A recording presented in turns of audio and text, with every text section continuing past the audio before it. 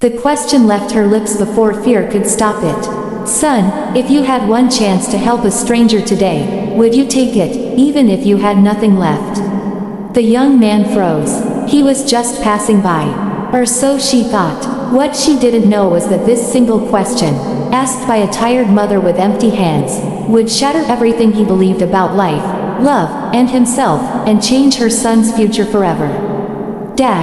The rain had been falling since dawn, washing the dust from the CRA and turning the air cold and heavy. Aisha pulled her worn shawl tighter around her shoulders as she stood outside the small bus stop, her fingers numb, not just from the cold, but from worry. Beside her stood her son, Hamza, barely 12, his shoes soaked through, his school bag thin and faded from years of use. They had missed the bus again. It wasn't unusual. Life had become a series of missed things ever since Hamza's father passed away 3 years earlier. Missed meals, missed opportunities, missed hopes Aisha never spoke out loud. Hamza tried to hide his hunger, but a mother always knows.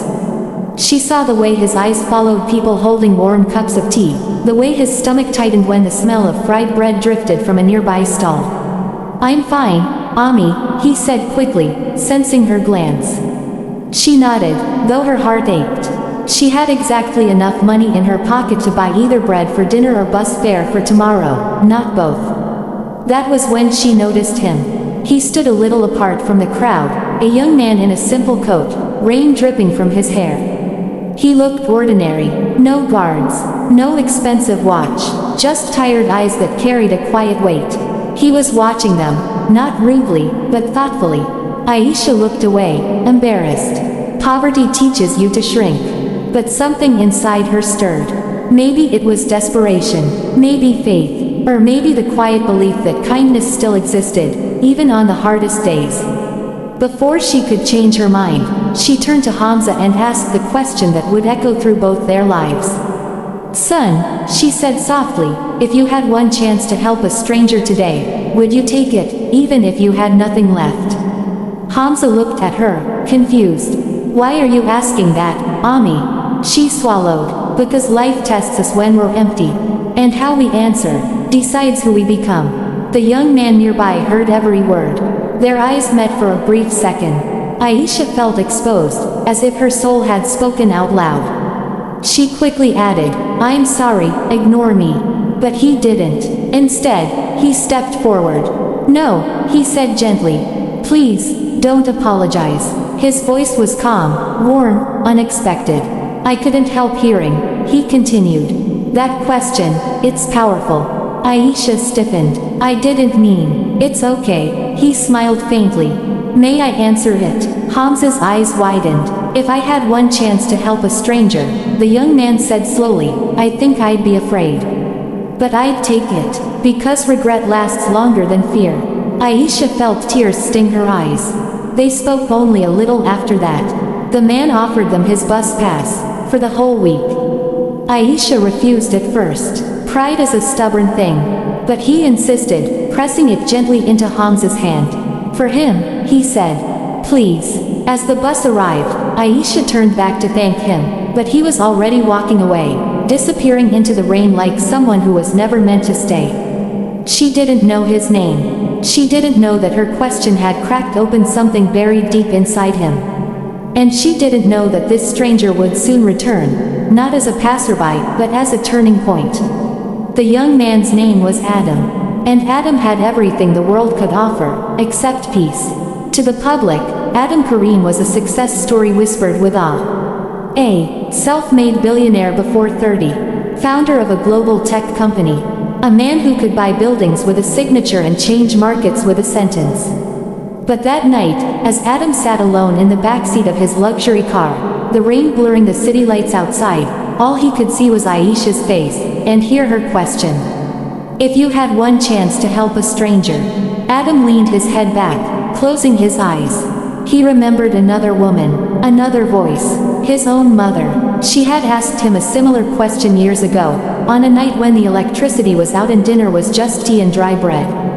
"Adam," she had said, brushing his hair with tired fingers, "promise me one thing. If you ever rise high, don't look down on those still climbing." He had promised. Then life happened. Success came fast, too fast. Money erased hunger, but it didn't erase guilt. His mother passed away before she could see what he became. And with every achievement, Adam felt further from the boy who once knew the value of a single coin. He had been donating millions, funding schools, writing checks, yet nothing had touched him the way that simple question did. Because Aisha hadn't asked for help. She had asked about humanity. The next morning, Adam did something he hadn't done in years.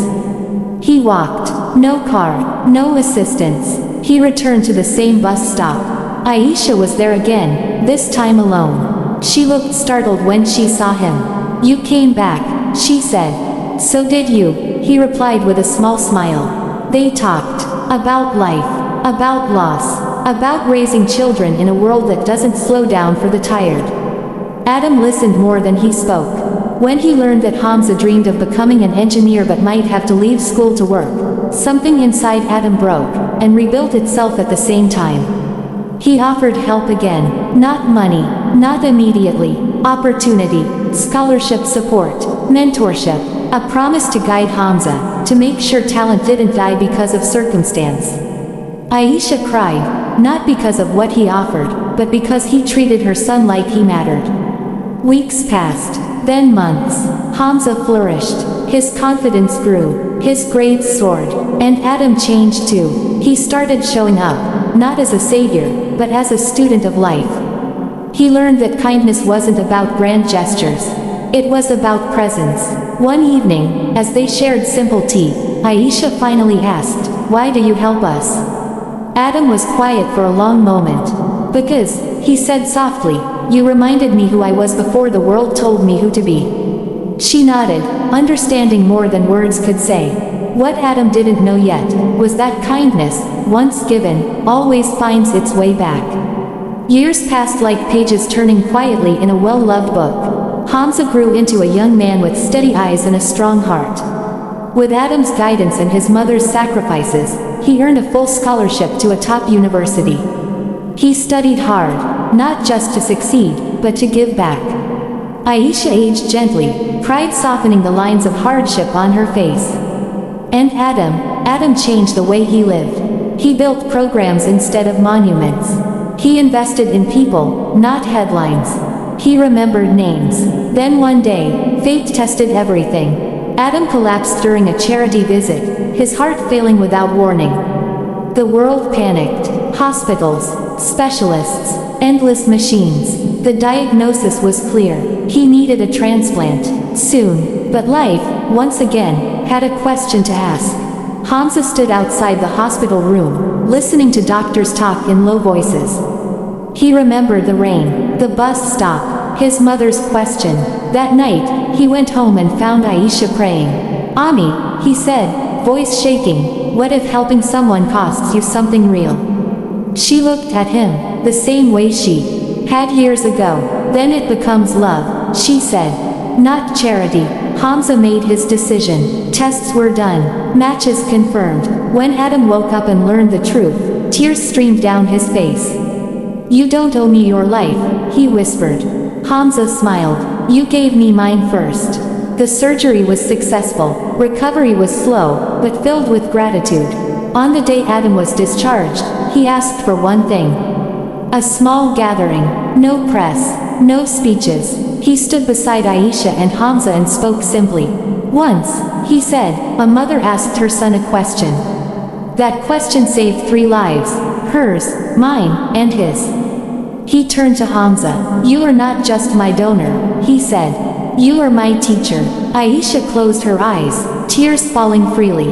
She had thought she had nothing to give that day at the bus stop. She was wrong. Sometimes, the smallest questions carry the greatest power. Kindness doesn't always arrive with answers. It begins with courage, grows through compassion, and returns in ways we could never imagine. A single act of empathy, offered when you have the least, can change lives, heal hearts, and come back to you in the most unexpected and beautiful way.